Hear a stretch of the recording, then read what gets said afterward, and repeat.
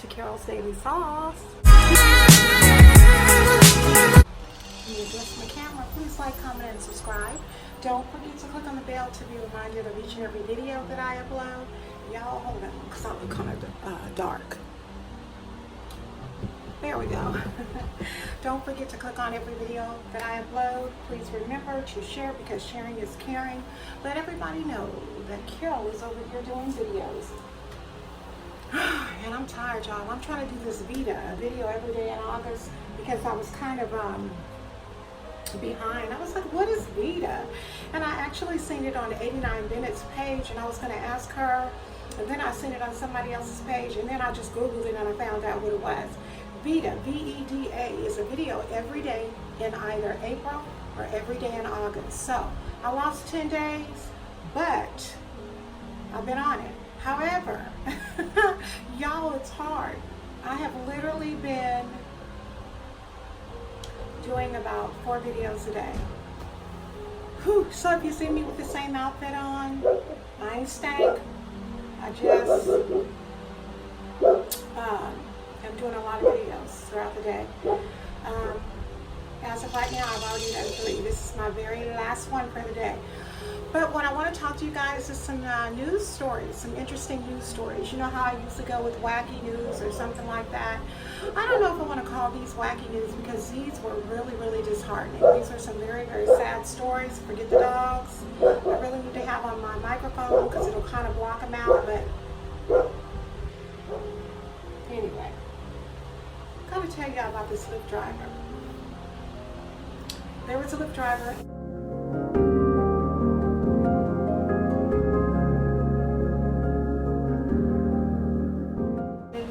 Actually adjust my pillow, y'all. The bed's so loud, but it's so comfy, y'all. There was a Lyft driver in San Mateo who went to go pick up a passenger. Passenger had summoned a Lyft driver to come and pick her up. She was a 25-year-old woman, and I will tell you, she was intoxicated. Somehow, the thought is that the 25-year-old woman passed out in the Lyft driver's car, passed out in his back seat. And what the driver did is the problem, okay? Instead of, I was a Lyft driver, you guys. I was a Lyft driver for about 6 months last year. And there are certain things that you have to do as Lyft drivers. You cannot take situations into your own hands. For example, you cannot, if somebody needs something in your car, you have got to notify Lyft immediately and let them know such and such left something in the car. And I think what they do is they send you an envelope. Once they send you the envelope, you send the envelope back to Lyft, then Lyft in turn sends it to the passenger. But what this gentleman did is he went to go pick the young lady up, and I hate to call him a gentleman because he's not a gentleman. He's not. Forgive me that I said that. He's not a gentleman. What this man did is he instead picked up this 25-year-old woman, and she was passed out in his car. Now what he should have did is he should have called the authorities and say, hey, I'm a ride sharing, I work for a ride sharing company. What do I need to do with this young lady? What they probably would have did is they probably would have taken her to jail, but I bet you she wouldn't have got intoxicated so much to where she would have fell out in the Lyft car. But instead, this Lyft driver took her home to his house. Took her home to his house. This was at like 3 a.m. in the morning. Took her home to his house. But he didn't only do that. He took her home to his house and raped her. Raped her, okay? The authorities are confident that this man, his name is Colo, he's African. And they know that it's him because the Lyft driver's app knows who they send to go pick people up. If you accept the call, they know. So anyway, he accepted the ride, took her home, raped her. Somehow, she woke up in his house, probably not knowing where she was, probably scared. They don't even tell how she escaped, how she got out of the house. The police won't tell how she got away. But to make a long story short, The Lyft driver has been permanently removed off the ride-sharing platform. He can no longer drive for Lyft. I'm quite sure he's going to jail because this young lady says he raped her. She had enough sense to wake up out of her sleep, know that she was, had been tampered with, call the police, and file a complaint. The police in San Mateo are investigating the incident. I gotta give her props for reporting it to the police, because a lot of times when things like that happen to women, to young children, a lot of times they're so embarrassed. And the thing about it with her is she admitted that she was intoxicated. So she's probably gonna get it when she goes on the stand from the other side, because he's gonna definitely have to go to court for having raped her. And then what's gonna end up happening, he's gonna end up serving time in jail, God knows how long, and then if he should get out, he's going to have to register as a sex offender. Long story short, she called the police. Lyft has reached out to the woman. They better reach out to her, because guess what? Lawsuit. Go ahead and put in the comments what you think about that story. I mean, and like I said, I worked for Lyft for about 6 months. I had no problems. I would go pick people up. I would only really travel around in my area, and you never know where the people are going. You never know where they're going. For many years of my life, I had a fear of driving on bridges, so I wouldn't even get close enough to San Francisco because I never wanted them to take me. However, I did drive to Oakland. I drove 2 hours away, and I'm not a driver, meaning I don't like to drive far distances, but it didn't work for me because it was too hard on my physical body. Although everybody gave me 5.0s except this one lady who called, and I came to pick her up. Well, I attempted to go pick her up. She was actually deaf, and she wanted me to pick her up at the transportation center, but she put the addresses in the wrong place. So instead of me going to the transportation center, I went to her house. Honey, she ate me up through text, but the problem is, I'm smart. So I called the people, I contacted Lyft and let them know what happened. It's, Lyft driving is okay if you like to drive. I don't. Oh my gosh, so this story right here, I only have actually 2 more, but these 2 gripped my heart so bad, especially this one. This story is about a little girl, a baby, by the name of Phoenix out of Maryland. And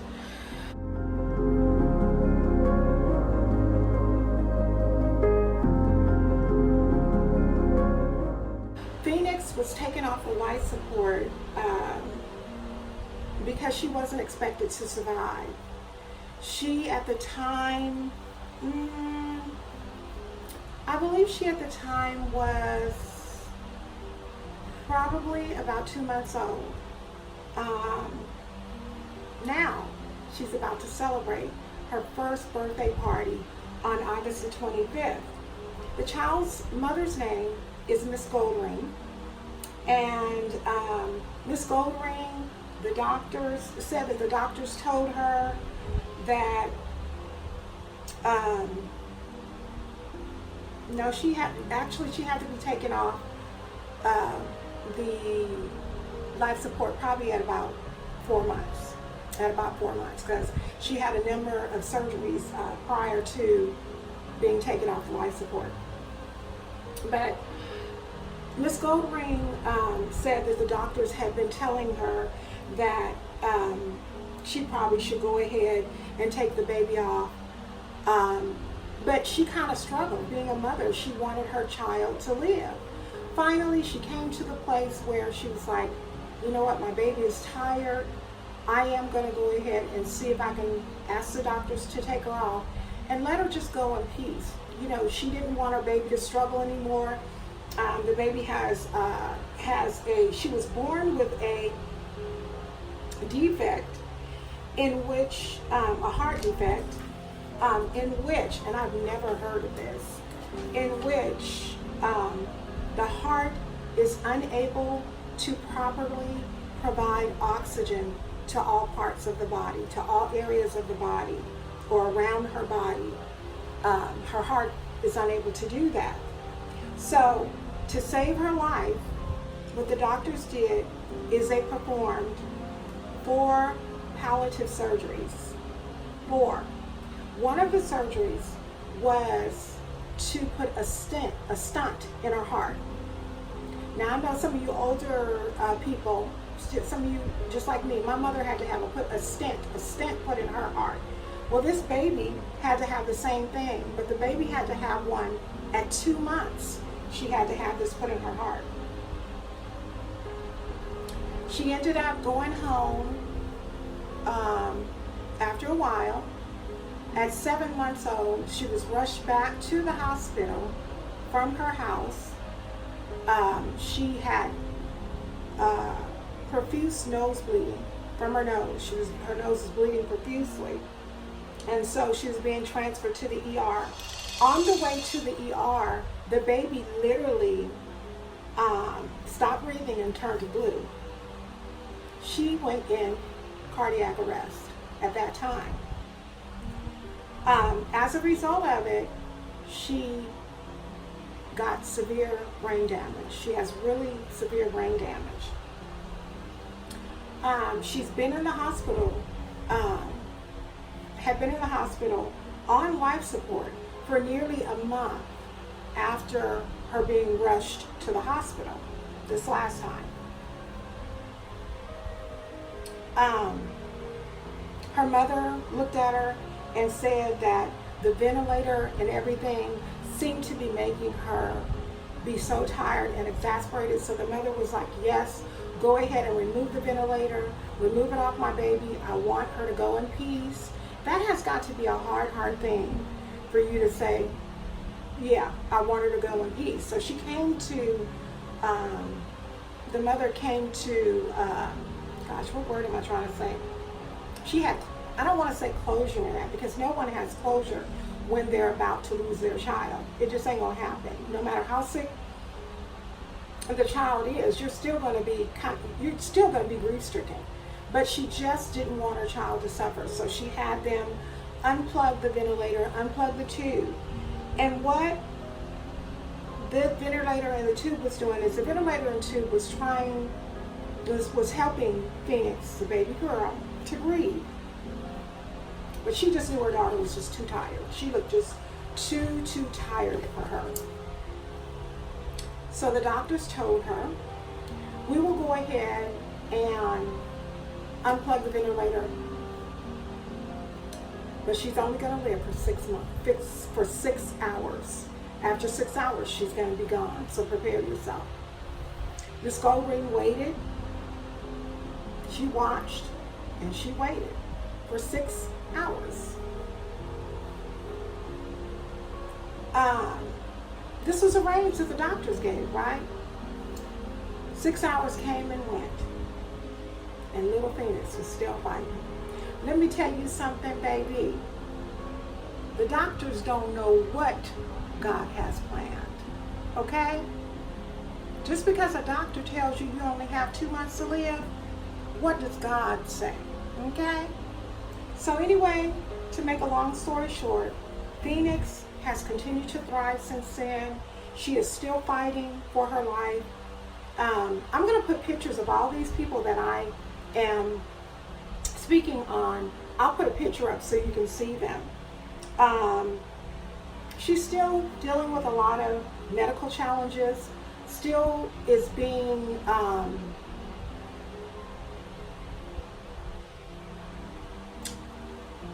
groomed for having surgery. The doctors are amazed that the little mama is still living. I call her babies, little girls, little mamas. She was released from the hospital in May. They released her in May on hospice because they are saying it's inevitable that Phoenix is going to die. They said if they perform, she has to have more surgeries, especially on the stent, because on the stent, that is only supposed to, she's going to outgrow it. And they said as she outgrows it, it's definitely fatal. She's going to have another surgery to keep her from dying. Her mother says it's a hard pill to swallow. Obviously, it would be a hard pill to swallow for me, and I'm sure for all of you. And so she's just being told that any day her child could die. But Miss Goldring says she is celebrating every single milestone, and on August the 25th, she will be celebrating Phoenix's first birthday, which she was supposed to never see, according to the doctors. And she's going to give her the biggest birthday party ever. So a GoFundMe page had been made, not by her mother. Fans probably on the news or whatever made a GoFundMe page for Phoenix.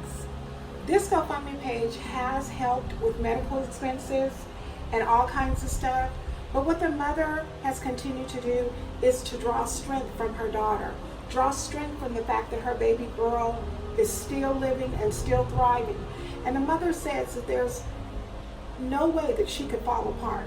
There's no way that she could fall apart. She says because if she falls apart, who's going to take care of her Phoenix? She also says that she doesn't know what the future holds, but she is excited for what is to come. So I pray that little Phoenix will continue to grow and thrive and exceed the odds as she has done already. Man can say one thing, but God has the final say so. So here's another story, you guys, and this story actually comes from Australia. This one is pretty weird as well. There was a 51-year-old woman who actually lived a life. Sometimes, you know, when we get to be in our 50s, we kind of feel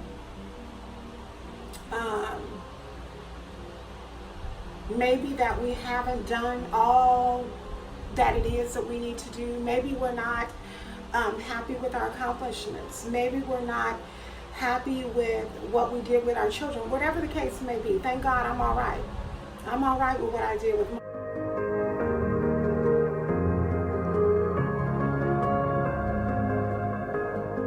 mine, because none of us are perfect. None of us are perfect. We all make mistakes.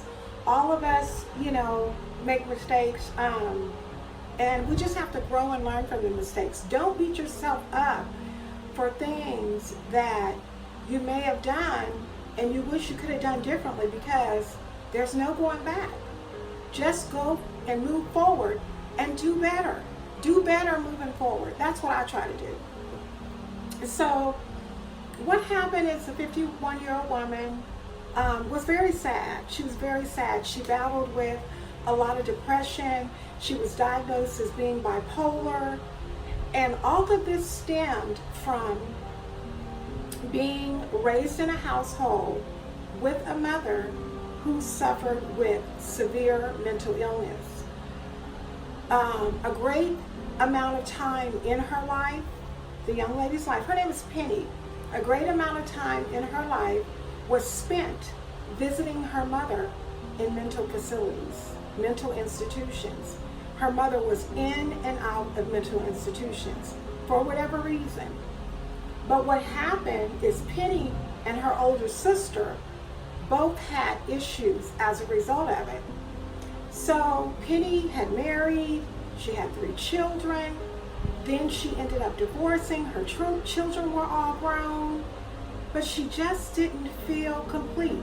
She had a great job, she had a fiance, and she had just purchased, her and her fiance had just purchased their dream home. Everything appeared to be normal. Everything appeared to be copacetic. Everything appeared to be good. But once they moved into, his name is Adam, Penny's fiance name is Adam. Once they moved into their new home, Penny was taking clothes and things and putting little trinkets here and there, and she felt this grief-stricken feeling upon her. She felt that nothing she ever did was good. She felt that she failed at raising her children. She felt that she failed at being a good wife. she failed at being a good ex-wife. She failed at being a good fiance. She just felt like she failed at everything. She was in a grave state of depression. She was bipolar, but I don't know if she was on medication. She was also diagnosed, as having post-traumatic stress syndrome. And if anyone knows, post-traumatic stress syndrome is a result of something that has happened in your life and it just has you stuck. I mean, you can't get past it. It torments you. I was actually diagnosed as having it, and I don't have it no more. Just grief-stricken. And I can imagine how she felt because I know how I felt. So with that and the bipolarism and possibly not taking her medications, the depression won. And so one particular day, excuse me, y'all, I got scratch here, I got scratch itchy. I have the worst allergies in the world, so forgive me. I'm not picking my nose. One particular day, her fiance was scheduled to go and have a outpatient surgery, which means you go in the morning and then you come out.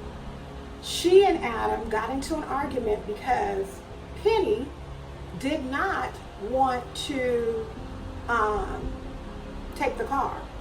She wanted Adam to take the car so he could drive himself home. But remember, Adam lived with her. Adam had noticed that she was acting really strangely, that she was really, really depressed, and she just was really not herself. But he took the car anyway. He took the keys. And I guess, I don't know how Penny got home. I don't know if somebody picked her up. I don't know if she caught an Uber or Lyft. I don't know what happened, but she got home. But before she went home, she stopped at the store to get some wine. She ordered a pizza. She, prior to her going to the house, going back to the house, when she drove Adam to the hospital, she was in a zombie state. What could have happened is Penny, they never said what happened, but to be in a zombie state, she must have tried to overdose.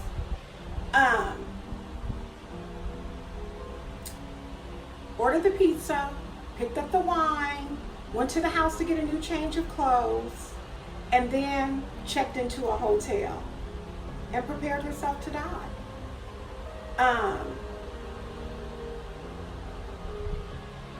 She was found by Adam, who tried to resuscitate her. He ended up calling 911.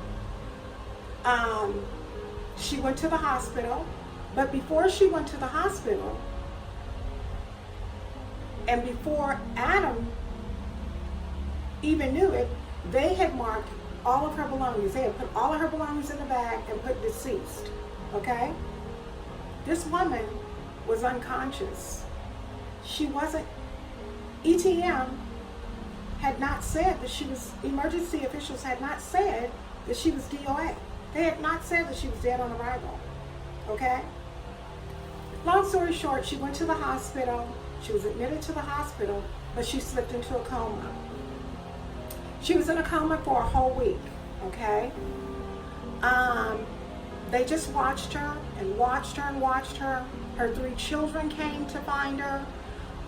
One thing I did want to say is her mother ended up committing suicide some years ago because her older sister was diagnosed with esophageal cancer.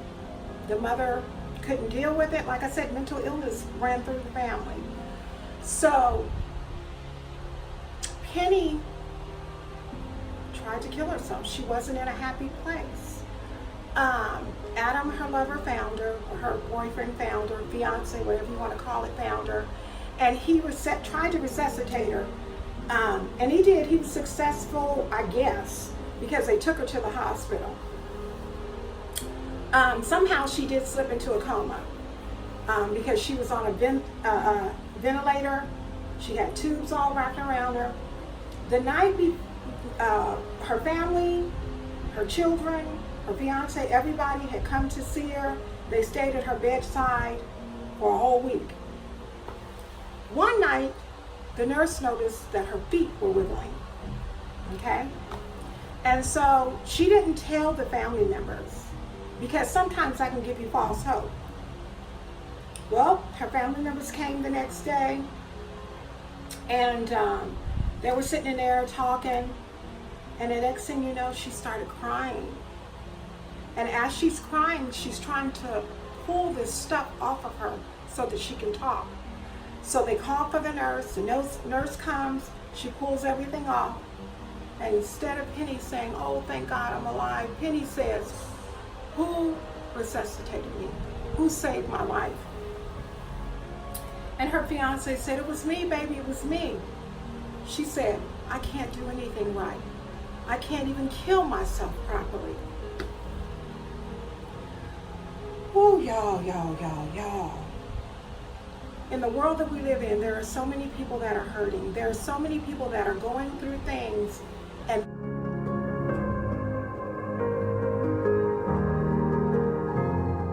they think taking their own life will fix it. God had another plan for Penny. Penny is alive and well. She works right now educating people who are going through depression and having suicidal thoughts.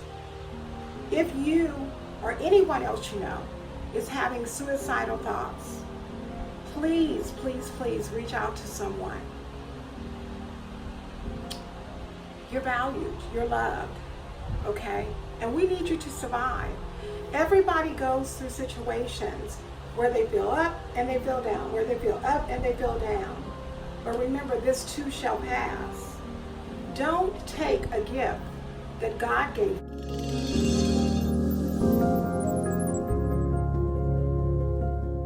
you away from God.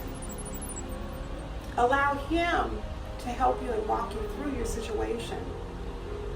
You never really know the pain that you leave on people when you leave the world. Realizing, yes, that you do have pain, but the pain that you inflict on others, it's not just the pain of you being gone, but it's the pain in which the way you chose to do it. Seek some help. I will put at the end of this video a national suicide line. Please, please, please call somebody, reach out to somebody if you find yourself in that situation, because guess what? You are better here than you are gone. God has you still living for a reason. Walk in your purpose, find out your purpose, and live. God bless you to each and every person who has watched this video all the way to the end. These are not wacky stories, as I always say. These are very, very sad and heart-wrenching stories that I shared with you all. But the two at the very end are the ones that really, really, really tugged at my heart, because you know what? When man says it's time for you to go, it ain't time for you to go if God doesn't say so. Take that and bite on it. God bless you to each and every one of you guys. Bye-bye. I'll talk to you all real soon. Bye-bye.